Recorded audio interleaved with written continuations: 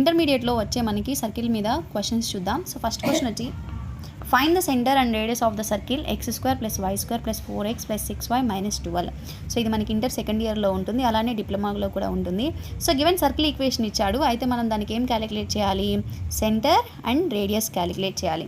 So మీరు తీసుకుంటే ఇక్కడ గివెన్ సర్కిల్, మనం సర్కిల్ ఈక్వేషన్ని గివెన్ అని చెప్పి రాసుకుంటాం. సో మనకి ఆల్రెడీ ఈ equation of the circle equation ఏంటంటే x² + y² + 2gx + 2fy + c = 0 అనేది మనకి equation of the circle.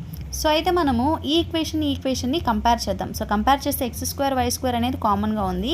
So ఇక్కడ చూసుకుంటే మీరు x కామన్ ఉంది, 2g వాల్యూ ఎంత ఉంది, ఇక్కడ 4 ఉంది, కాబట్టి 2g = 4 అని రాసుకున్నాం. సో y టర్మ్ చూసుకుంటే 2f = 6 ఉంది. సో ఇక్కడ 2 1s 2 2s పోతే మనకి g2 వస్తుంది, అలానే 2 1s 2 3s చేస్తే f = 3 వస్తుంది. cని మనం కంపేర్ చేసి c = -12 వస్తుంది. సో మనం సెంటర్ క్యాలిక్యులేట్ చేయాలంటే మనకి ఫార్ములా వచ్చి -g, -f. So g value f value substitute చేస్తే మనకి సెంటర్ వాల్యూ ఎంత వస్తుంది, సర్కిల్ యొక్క సెంటర్కి -2, -3. సో రేడియస్ వచ్చి మనకి formula √g² + f² - c. So g value ఎంత, 2² √2², f వాల్యూ వచ్చి 3² -12.